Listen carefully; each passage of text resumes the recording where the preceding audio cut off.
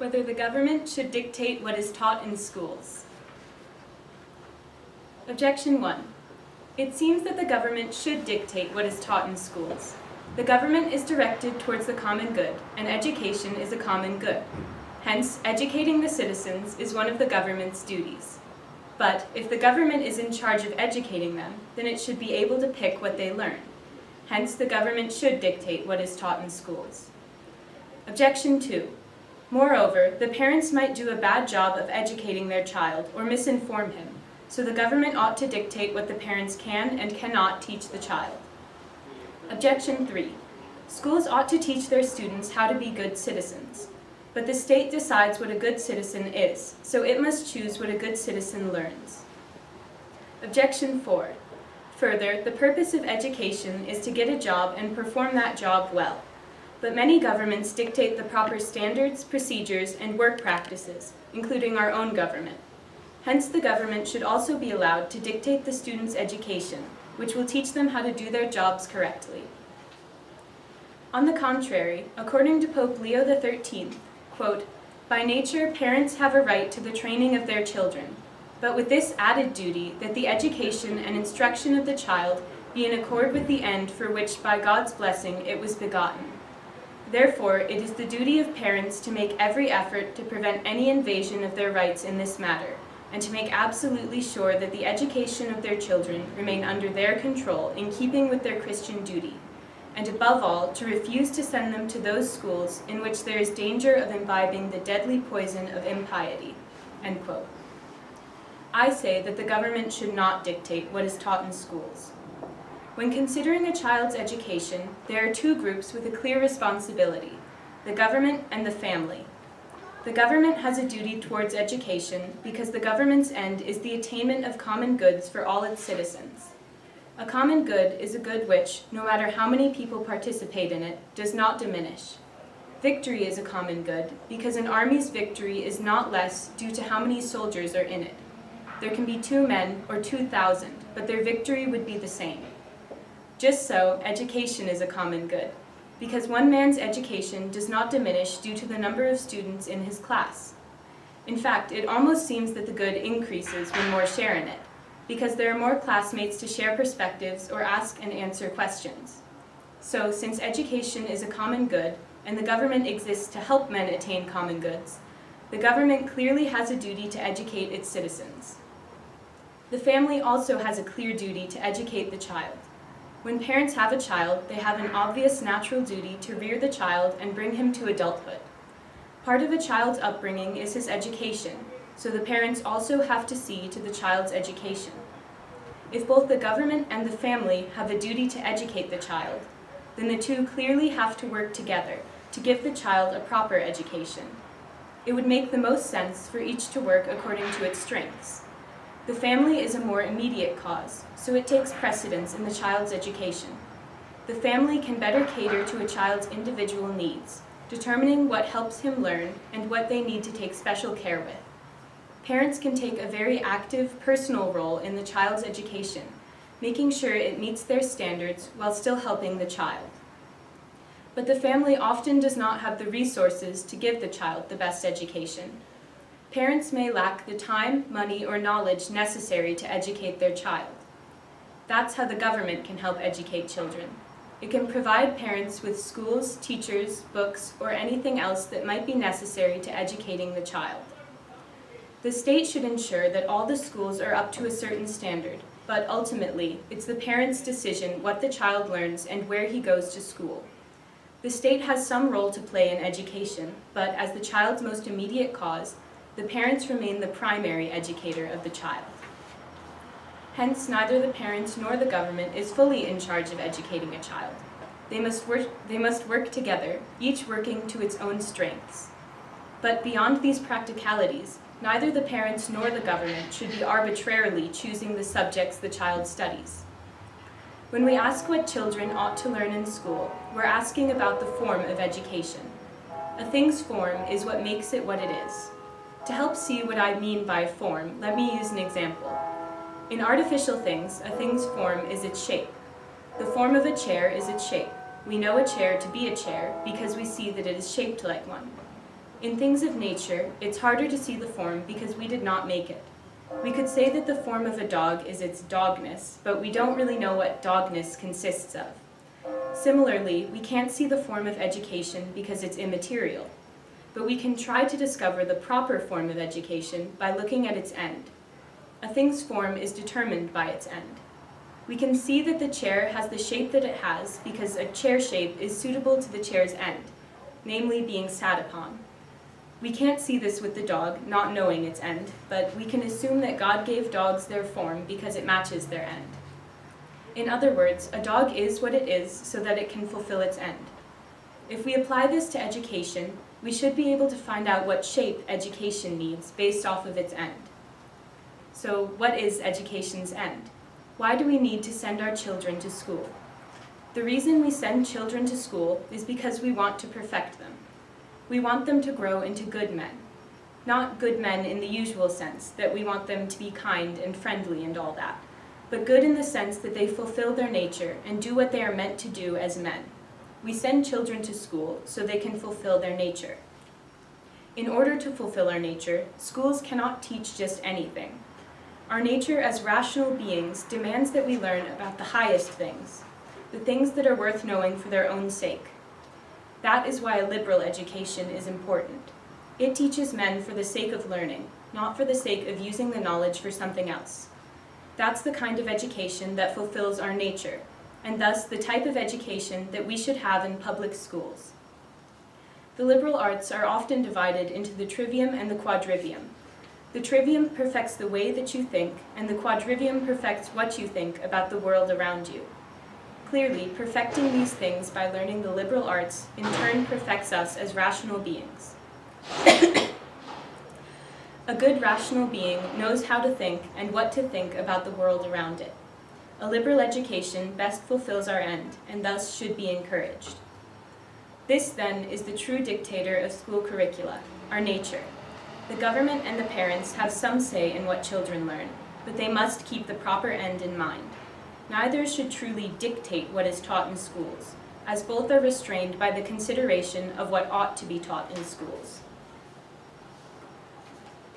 Replies to objections. Objection 1 said that since educating the citizens is one of the government's duties, the government ought to be able to pick what it's teaching. Reply to objection 1.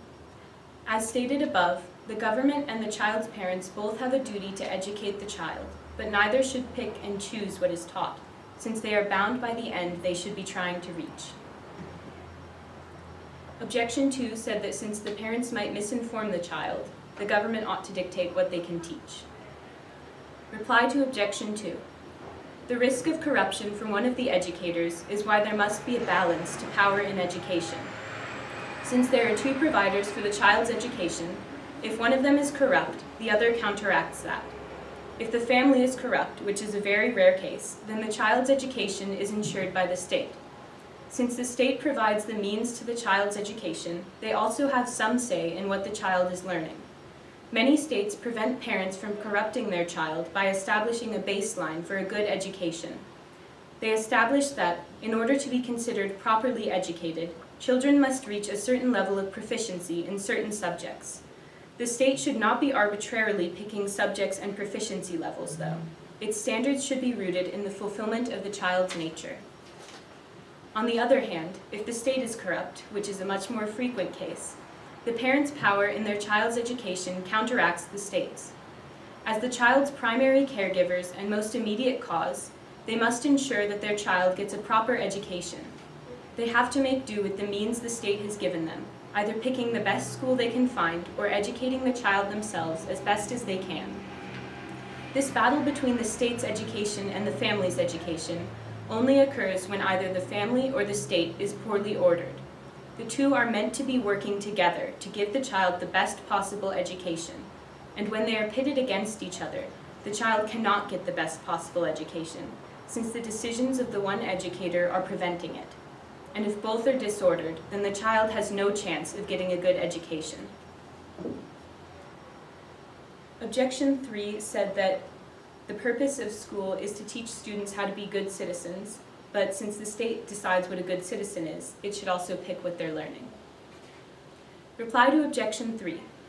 As stated above, a child gets an education to bring him to completion and fulfill his nature. Man's nature is fulfilled not by being a good citizen, but by thinking and knowing and learning. So, since citizenship is not man's end, it is not education's end either. However, a good man would care about his state and try to be a good citizen.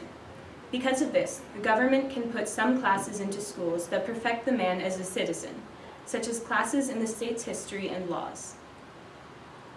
Objection 4 said that the purpose of education is to get a job. So since the government can dictate standards of jobs and work practices, they can also dictate what they're teaching in schools. Reply to Objection 4. As stated above, the end of education is the perfection of the student's human nature, not the student's career.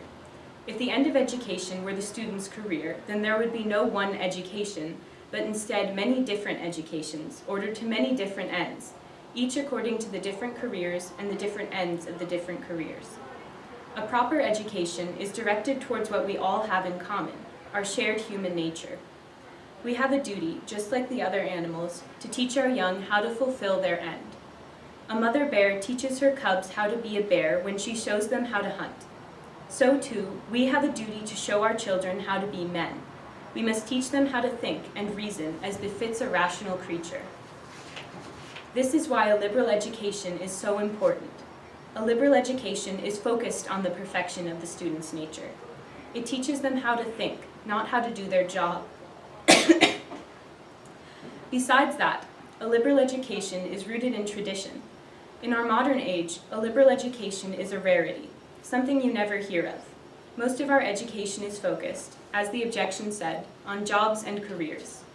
But in all the past generations, true education was liberal education, and servile education, job training, was viewed as lesser. The rich could afford a higher liberal education.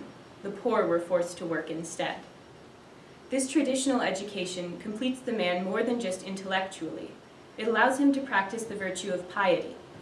Piety means giving due thanks and honor to those who gave you your existence. Piety is traditionally owed to one's parents, one's state, and one's God. A liberal education is a pious education because, in perfecting your nature, you give due respect to parents, state, and God. Liberal education honors not the biological father, but the intellectual. It involves looking back on generations of men and giving due respect to the ideas they've left us.